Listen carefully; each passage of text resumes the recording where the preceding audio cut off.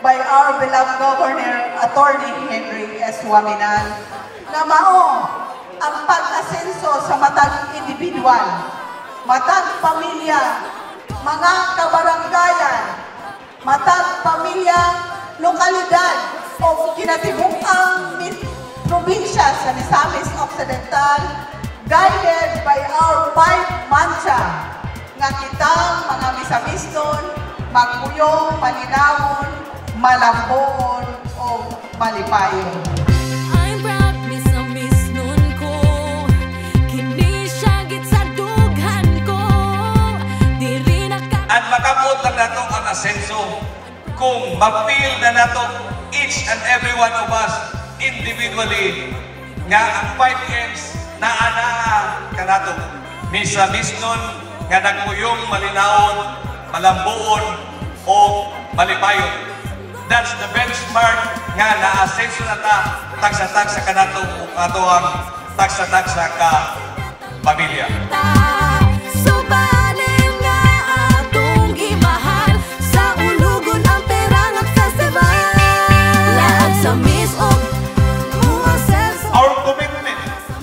Sustainability and inclusivity reflects our determination to create a better future for generations to come.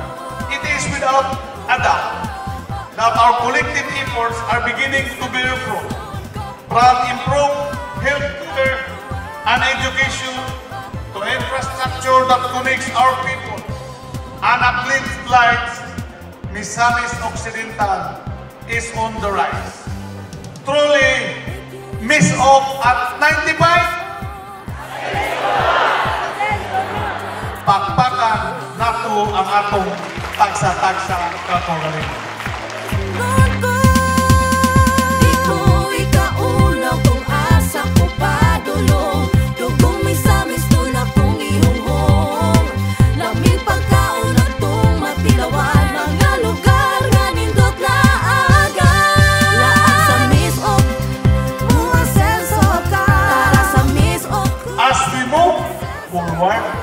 Let us remain steadfast in our vision and embody the core values that will continue to guide us. Ang atuang advokasya nga gikan sa atong probinsya, atong ipaabot sa tibuok Pilipinas.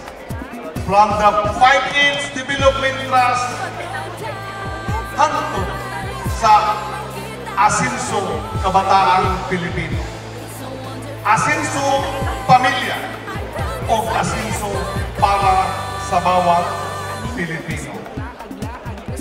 Asenso Misamis Occidental, Asenso Pinoy, mabuhay ang Misamis Occidental.